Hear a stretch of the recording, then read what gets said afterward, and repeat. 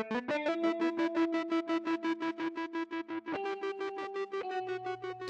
everybody, this is Bo. We're back in the house again, man. We're doing recaps across the country right now because every single team right now is either poised to go to the bowl game or the playoffs. And right now we're going to make a stop at Tiffin University, talk to head football coach, Coach Cole. How you doing, sir? I'm doing great. Thanks for having me. Oh, no, thanks for coming back on the show, and thanks for following up with the phone call, Coach. No problem.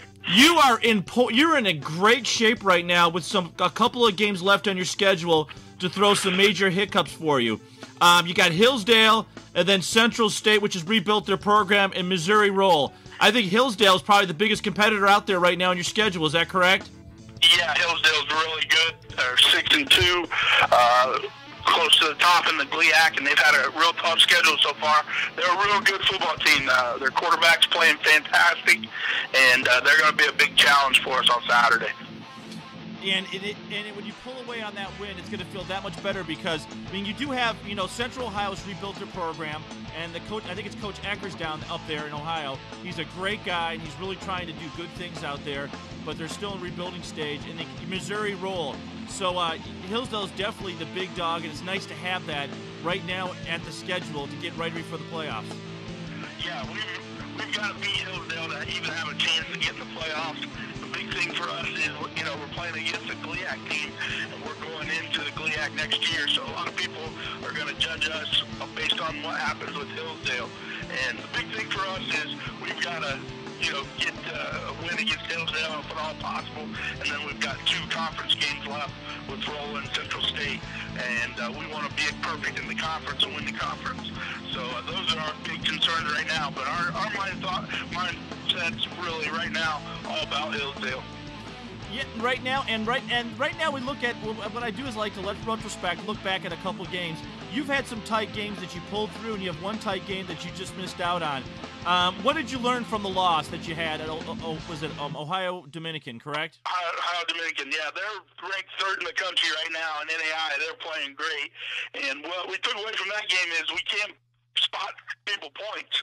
We got behind and had to play catch up, and we just made too many mistakes in that football game and didn't execute like we were supposed to. And then we had a close game with St. Joe's. St. Joe's record doesn't show it, but they are a very, very good football team, so that was a big win for us. And then we've had some other games that were blowouts where we got to play a lot of younger kids and so forth, so that's great to build experience for the future. Now let's talk about some of the seniors that are really stepping forward. In preseason, you always have a senior that stands out, but as the season progresses, there's some leaders that really start developing because they feel the passion and they feel the fact that their career is just about to be over and they need to put their best foot forward. Who are those leaders right now stepping forward? Well, on defense, it's Steve Yarborough at linebacker. He's leading us and doing a fantastic job at linebacker, playing great. He was a preseason All-American, so he did a great job. He's done a great job so far. Luke Seal, a senior on the defensive line, has been playing fantastic for us, just dominating on defense. And then on offense, Donnie Johnson, who plays quarterback and wide receiver for us, kind of a multi-tool guy. He's been playing great when he's been healthy, but he's been banged up quite a bit, so his numbers aren't as good as they were last year. But hopefully he's going to heal up here in these last couple weeks and really put some points on the board and do some great things. You got to feel pretty good, special about bringing this together for this program and really putting a stamp on it. As far as that stamp goes, what are some of the freshmen that are now catching your eye and your coaching staff's eye where you're like, wow, these guys are really, they're exactly what we thought they'd be? Yeah, the only freshman that we have that's playing is our punter, John McCoy. He came in as a true freshman, and he's punting and doing a great job for us. Our philosophy this year on freshmen were we had a lot of depth, a lot of senior leadership, so we're redshirting all of our freshmen this year. But we do have a lot of guys, young guys that are playing on the scout teams as freshmen that are going to be big-time players for us, and we're just saving that year of eligibility for them so they'll still have 4 years to play. So that's kind of what our philosophy has been this year with our freshmen. You know what, and you're in the best position because you got some age, you got people graduating, go to the next step in their life, and then you've got some freshmen and juniors and sophomores that are going to step into some powerful roles for you all. That's got to be a great position to be in. Yeah, we're really pleased. You know, out of our last, if you go back to last year, us being 10-1, and 7-1 this year. You know, we won 18 football games out of our last 20, so we're playing really well. And I can't say enough about our coaching staff and our players and our administration.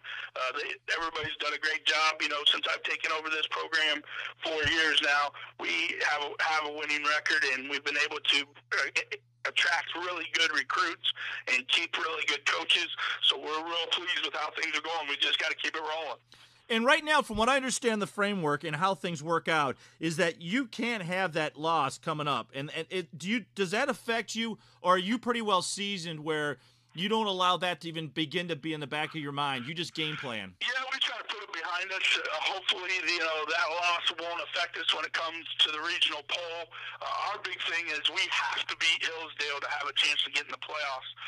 Earlier in the year, we beat Glenville, and they're having a real good year. They're ranked in the region, and they beat Shepherd, which is ranked in the region.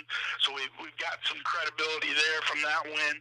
The big win would be to Hillsdale. So our kids are pumped up this week, and the coaching staff, because we know we have to win this football game even to have an outside chance of getting in. Now, we're going to change ships a little bit just to get your opinion, because I haven't asked coaches of this before. So what it is I really like this season what's going on in Division I football, all the turnovers, and for years I've been yammering that the how they've been scoring people based on last year has been sort of messed up, to say the very least, because we're on air. I can't use stronger terminology. But how do you like the topsy-turvy end of the Division Ones? You got to be looking at it thinking very excited about it. Yeah, you wish in Division II that you had a bowl system where the teams that had winning records to get into bowls, get more teams some postseason action. But at Division I this year, it's just crazy with everybody in the top 10 losing and getting jumbled up. I mean, at the beginning of the year, who would have figured this time right now Ohio State would be number 1 and Boston College would be right there number 2, and nobody would have thought South Florida at one time would have been up there. But it's an exciting football season for Division I, and it's going to be interesting to see how things pan out. Well, listen, Coach, Division II is where it's at. It's the toughest playoff system in any football conference across the country. That's from Lou Tepper. That's from all the head football coaches and yourself, Coach Cole. They all speak volumes of the fact of how hard it is to get into the playoffs, that the Division I's do have it easy, because you got what? You got 117 teams buying for it, and you've got, 100 bowl games set up? So you're pretty guaranteed that you're going to get a bowl game unless you don't win a game. Right. Exactly. At Division II, you're exactly right. It is the hardest thing to do is to get into the playoffs. You got teams like us last year that were 10-1, and other teams that were very good that didn't get in. And a lot of it comes down to the human factor. It comes down to the regional polls or the regional rankings where, a committee of people get to select who's going to the playoffs. So when you have that human element in there, you've got to earn your way. And we're the new kids on the block. We haven't been playing Division II before 5 years. So until we, earn some respect, we're not going to get a chance to get in there. So hopefully going 10-1 last year and having a good season this year will up our chances of getting in the playoffs. Well, Coach, we're going to keep track of you. We want to say thank you for being on the show. We're definitely going to give you a call in a couple weeks to check on the progress of the season, and we will definitely follow that Hillsdale State game right there big time, because that could be your Super Bowl leading into the playoffs. Well, thank you very much, and we appreciate you having us on. Hey, guys, that was Coach Cole from Tiffin University. He is What Is Right and BFO in sports. Make sure you follow his program and check it out. It's something incredible that he's doing over there, and it's something they're going to be able to look back upon for years and follow. Thank you, Coach. Thank you.